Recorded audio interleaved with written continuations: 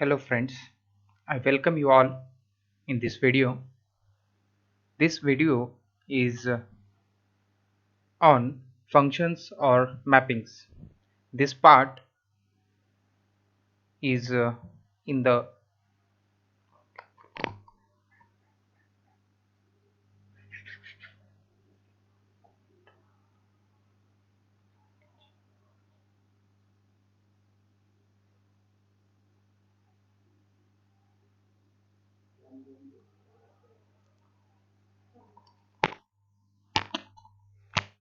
Hello friends, I welcome you all in this video. In the last video, I in the last video we see that in the last video we saw that the syllabus of group theory, which is a paper number 7. In the syllabus we discussed in the syllabus that what are the points that we are going to cover in this paper. So the first part of or the first point that we are going to see is that functions or one can call it a mapping also. Okay. So let's start. Before going to see the mapping, we need to know the Cartesian product of two sets. So let us consider two sets, say A and B are the two given sets, and small a is in A and small b is in B. Then bracket A comma B denote what we call an ordered pair. Our object A is called the first coordinate of ordered pair A comma B, and the object B is called the second coordinate of this ordered pair A comma B. Now if two ordered pairs are there, suppose A comma B and C comma D, these are the two ordered pairs, and want to say that these two ordered pairs are equal if their corresponding coordinates are equal. That means this first coordinate of A comma B is same as the first coordinate of C comma D. In the same way, the second coordinate of A comma B is same as the second coordinate of C comma D. That means A is same as C and B is same as D. Then and only then we can say that two ordered pairs are equal. Now thus the ordered pairs, if we see for the example purpose, 2 comma 5 is same as again 2 comma 5 because both of them have the same first coordinate as well as same second coordinate, while the ordered pairs 2 comma 5 and 5 comma 2 both are different because in the first order pair 2 is the first coordinate, and in the second ordered pair 5 is the first ordinate, right? That's why both of them, these two are the different. Here we must note that the difference between set 2 comma 5, that means this is a set which contains 2 comma 5, and this is an ordered pair. These are the two different things that I want to mention. So let us see the definition of Cartesian product of two sets. If you consider A and B are the two sets, then the set of all distinct ordered pairs, you can see here the set of all distinct ordered pairs whose first coordinate is an element of A and whose second coordinate is an element of B, then that kind of set is known as Cartesian product of A and B, and we denote the Cartesian product of A with B by this symbol A cross B. In symbolically also one can define here the Cartesian product. See here, A cross B is nothing but the set of all ordered pairs where the first coordinate is in capital A and the second coordinate is in capital B. Now let's see one example of Cartesian product here. Let us consider one set A which contains A comma B comma C, and B is another set which contains P comma Q. Then the Cartesian product A cross B is nothing but what it is. If we consider A, then take a ordered pair whose first coordinate is A and second coordinate is P, that is here. Again consider first coordinate as A and second coordinate as Q, A comma Q. This is a second ordered pair. In the same way, consider the second element of A and form a ordered pair with all elements of B here. So B comma P and B comma Q. Again consider last element of A, that is C, and form an ordered pairs with all elements of B, that is C comma P and C comma Q. So this is the Cartesian product of A and B, and we denoted it by A cross B here. Also one can define here B cross A. Now what is B cross A? Now here in this case the difference will be that the first coordinate belongs to set B. First coordinate belongs to set B and second coordinate belongs to A. That is the only difference between A cross B and B cross A here. And observe that both of them, A cross B and B cross A, are not equal. If you observe here, A comma P and P comma A, both of them are not equal, right? As well as A comma Q and say P comma Q, both of them are not equal. Same here. Okay. So here is one printing mistake here. Instead of G, we should have here Q. Sorry for the typing mistake here. Now we observe that the sets A cross B and B cross A are not equal, as we discussed earlier. Now so we can say that A cross B is not equal to B cross A. Now if set A has n elements and set B has m elements, then what are the number of elements in product A cross B? As we saw here, in A there are 3 elements, in B there are 2 elements. The ordered pair which contain A will form 2. There are 2 ordered pairs which contain A as a first coordinate, because if we consider A and take the ordered pairs with P and Q, so 2 ordered pair will be there. If we consider B, then take the ordered pairs with P and Q, then though more 2 will be there, so 4 are there now. And again consider the C coordinates with first coordinate C and second coordinates P and Q. So there are how many ordered pairs? There are 6 ordered pairs, you can see here. As you can see that this 6, how this 6 came here? Because the number of element in A is 3 and number of elements are in 2 are 2.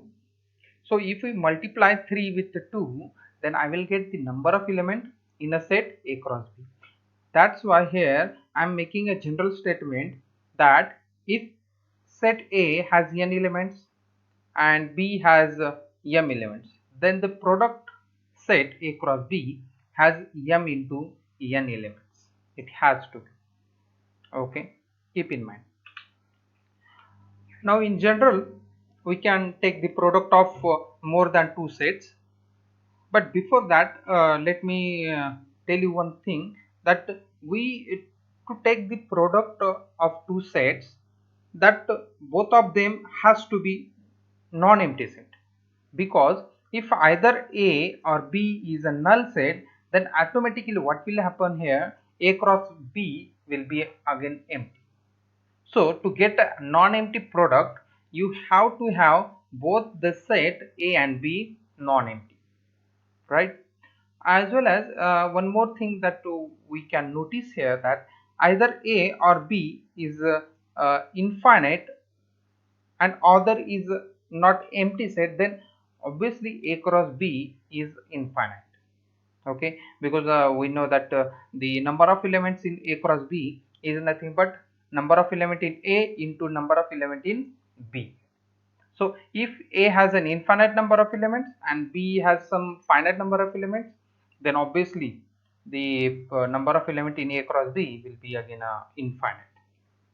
So let's see the general product of more than two sets. Let A1, A2 and so on dot dot say An be n set, be n sets, then the set of ordered n tuples. See here, in previously in case of A cross B, we considered the set of ordered pairs.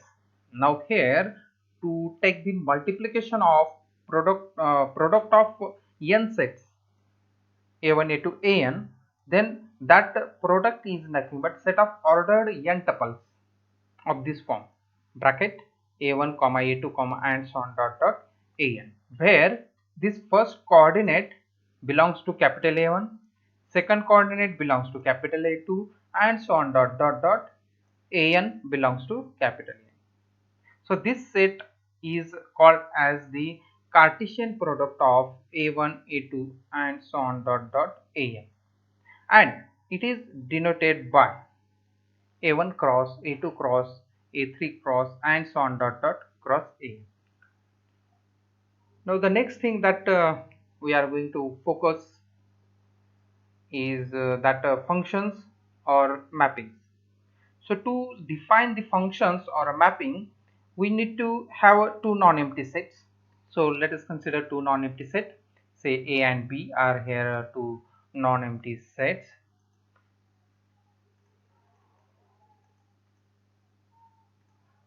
Then let A is nothing but a set which contains A comma B comma C and B contains X Y Z comma T.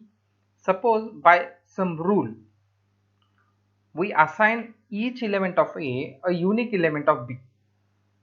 Let A assign to X, B assign to Y and C assign to X. Suppose there is some random rule which assigns such kind of thing. That means every element of set A assigned to unique element of set B here. Then the set of ordered pairs. See here, this is a set of ordered pairs. That means A goes to X. So we form a ordered pair of A comma X. Here B goes to Y under that rule, whatever that rule is. Then we can form ordered pair B comma Y here, comma C comma X, where under that rule C goes to X here. Of such a assignment is called a function from A to B. Now this is just only an example. We need to see the proper definition, but one can observe here that what is the observation here, that that rule is defined for every element in capital A, right? And whatever the defined thing is there, that defined thing is a unique thing, right? That's why they are saying it as a function. Okay, and if we denote now let us denote this whatever the defined rule is there by f. Okay, and then one can write also the function. We can write that function is from f double dot a right arrow b. So this is the notation of function which is from set A to B, which one can read as a function f. See, function f, f is a function of A to B, or f is a mapping from A to B. You can read whatever you want to read, any one of these. So let's see the proper definition of function or a mapping. So let A and B be two given sets. Then suppose there exists a correspondence, we denote it by f, which associates each number each number of a unique member of B. See here, what is the definition? Suppose there exists a correspondence, we denoted it by F, which associate.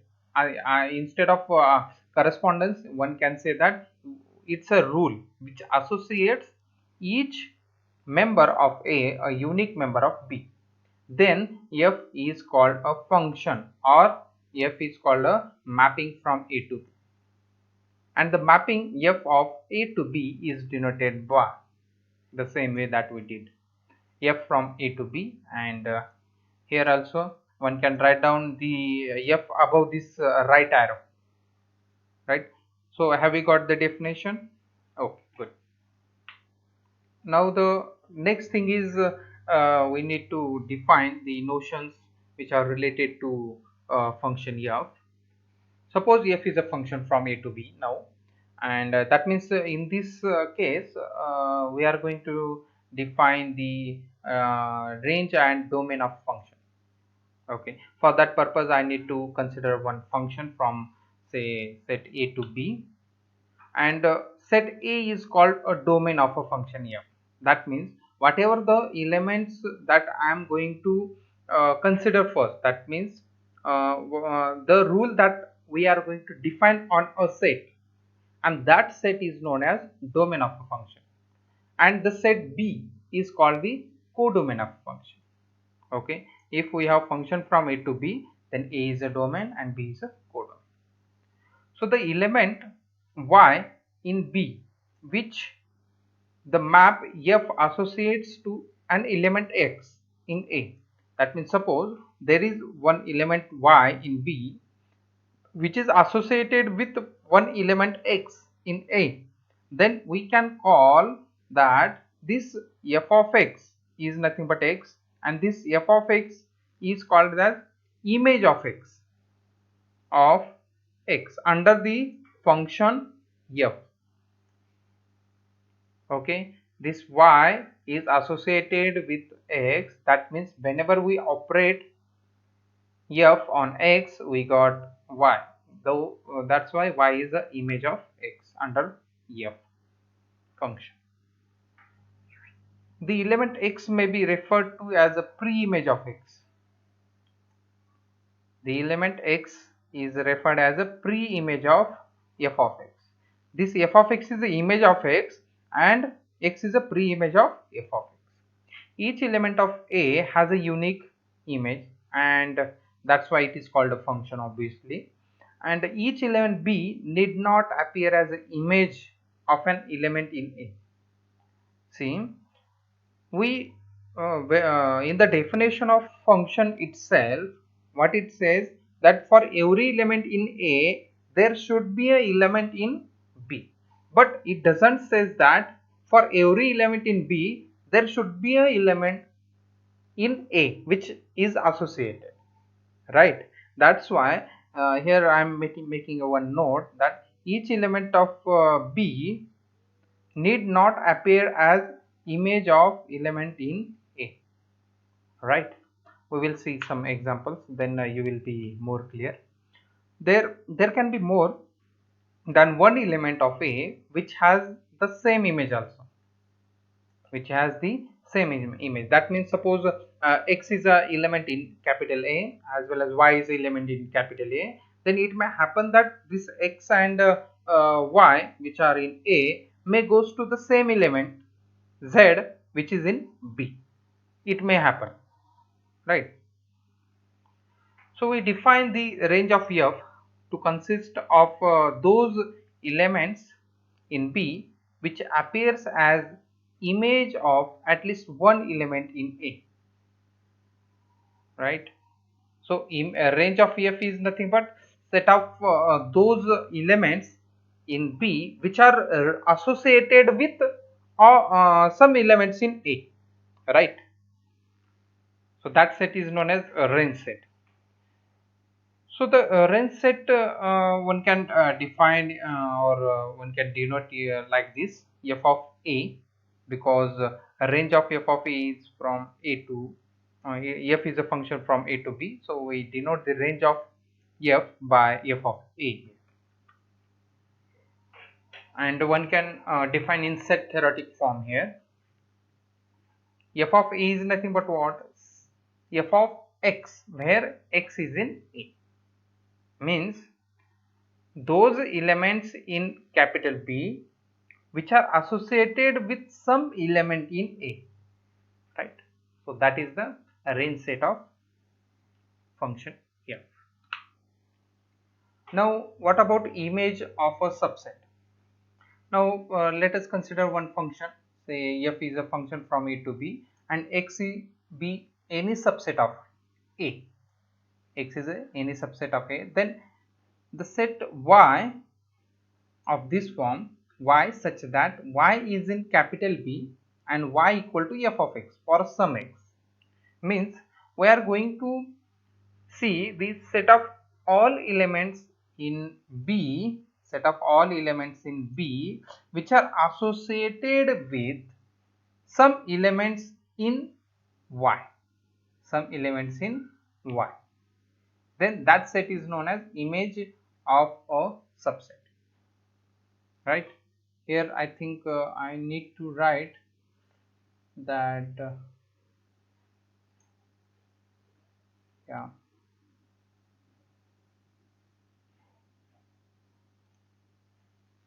it should be here f of y. Okay, it should be f of y, then f of y equal to y such that y belongs to B and y is nothing but f of x for some x in in say, actually it should be x here, it should be x here, and f of yeah, it's okay. The only thing remain here is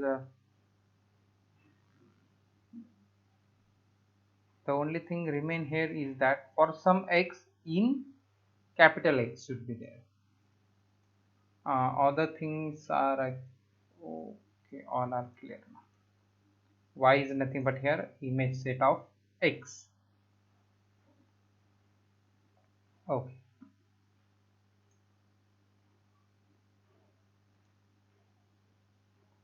The next, functions as a sets of ordered pairs. Now up to this point we see that what is the function. It is one kind of rule which assigns every element of a unique element in a set. So we are going to see the some other way definition of function. Okay, if a and b are any two non-empty sets, then a function f from a to b is nothing but a subset of product a cross b, subset of product a cross b, and which satisfy some conditions. And what are those conditions? Let's see. First condition is that for all a in A, the ordered pair a comma b must be in F for some b in B. What this says exactly? That means for every element in A, we must have ordered pair. We must have ordered pair means what? We are going to define, or we are going to assign for every element in A one element in B. That is the thing this first condition says. Let's see the second condition. Now say ordered pair a comma b is in F, as well as a comma b dash is also in F. That means ordered pair is in F means what? The rule F assigns a to b, as well as the rule F assigns a to b dash. If such kind of things are going to happen, then it should says that b equal to b dash. Means what? This second condition says that the whatever the assigned element is there which is in B, and that assigned element should be unique, means b equal to b dash. Oh, these are the things these two conditions says that I have mentioned here. The first condition says that that rule assign each element a in A, some element in B, and second condition guarantees that the image is unique. Okay, so that's why this subset of A cross B of which satisfy these conditions is a function, right? Now let us see one example. Let A is a set containing three elements A comma B comma C, and another set is say B containing X comma Y comma Z. Then function from obviously A to B, I am going to take the function, and that function is nothing but ordered set of ordered pair, and consider this ordered pair A comma X, B comma Y, A comma Z, and C comma Z. Now we can observe here function. What should be function? Function is nothing but a rule which defines for every element in domain. It should be defined for every element in domain, and whatever the defined value is there which is in B, that value has to be unique, right? But what is happening here? A is going to X, means ordered pair A comma X is here, as well as A is going to Z. What does this mean? This means that we have defined here for A two values are there. For A, X is also there, and for A, Z is also there. So we cannot do that. That's why this F is not a function from A to B, right? As I told you the reason that the it has to be unique image, right? So the reason is that the two element X and Z in B are assigned to the same element, right? Let's see one more example. Let A is a set containing three elements 1 2 3, and B is another set containing 1 2 3 4 5 6, and let F assign each member in A to its square. See how the rule is there. F is a again rule from A to B, and which kind of rule is there? It the element in A, we can square the element in A, and whatever the element here in B, that square should be in B, right? So let's see. Then obviously one can see here square of 1 is 1 here, square of 2, yeah, obviously 4 here it is. But what about square of 3? Square of 3 is 9, but whether 9 is there in set B? No, 9 is not there in set B. That's why there is not defined or assigned value for 3. But what is the definition of function? The definition of function says that the rule which assigned for every element in that domain. Now here we have domain is nothing but A, but for the value of 3, but for the element 3, the square which is 9, it is not here in B. That's why this can't be a function, because it should be defined for all elements, right? That's why, right? So let's see last example, example number 3. Let A, B, C, D be a set A, and 1 2 3 set B. Then F is defined like this. See how it is defined: A comma 2, B comma 3, C comma 3. And again next one is D comma 2 is there, as I can see from this. D comma 3 is also there, which is missing here. So which is a function? As usual, it is a function because it is defined for all elements A, B, C, D, and as well as it has a unique image. A goes to 2, B goes to 3, C goes to 3, and D goes to 2 here. That means C here. F of 2 equal to 2, F of A equal to 2, sorry, and F of B equal to 3, F of C equal to 3. Right? So it is a function. But what about the domain of F?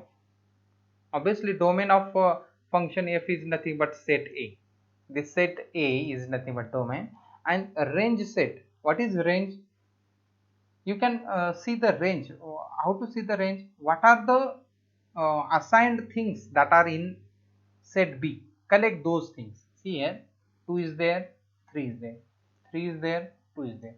Means assigned things are what? 2 comma 3. So f of a, that is range set of a, is nothing but set which contains only 2 elements, 2 comma 3. Okay, so these are the things that we learn in this video. Thank you for watching the video.